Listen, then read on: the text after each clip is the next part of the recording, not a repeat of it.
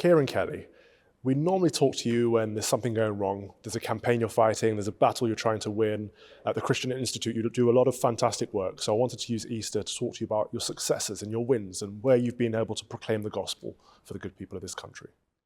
Well, the Christian Institute's been going for over 30 years, Calvin, so that's a lot of ground to cover. But why don't we talk about something that's probably most people would have heard something of and is relatively recent, and that is the Ashes case in Northern Ireland, the gay cake case, as it was called. Now, this was dragged on for a number of years, and just as a brief recap, this was a small family-run bakery. They were asked to ice a cake with the message, support same-sex marriage, and they politely refused. Normally, that would have been the end of it.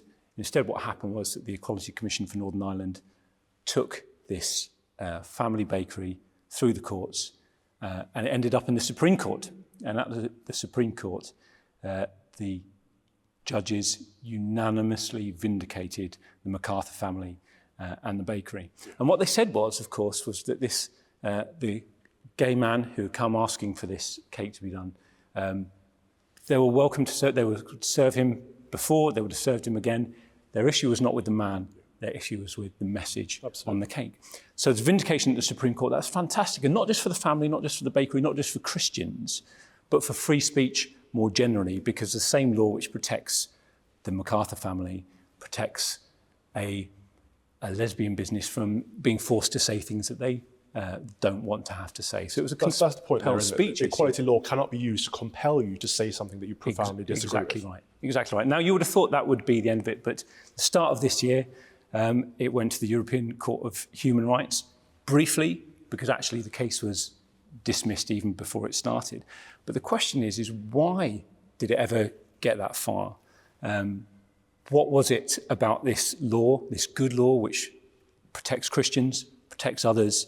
Why would you take issue with that? And I mean, that's quite baffling. But that's something that's going to remain on the statute books. It's something that's already being cited. It's a free speech protection for all. So that's something good for everybody, because the Christian Institute and Christians, they want to seek the common good of all people. This isn't just about protecting our little huddle. This is about the common good of all. So it's a win for free speech, it's a win for Christianity, for proclaiming the gospel publicly and being a Christian and living your life as a Christian and not just having a label to tick a box on a form. That's right, because, I mean, we're thinking about Easter. Easter's transformative. The gospel message that Jesus Christ died on a cross for our sins, was raised again, that's a transformative message. And Christians can't just keep that in a corner.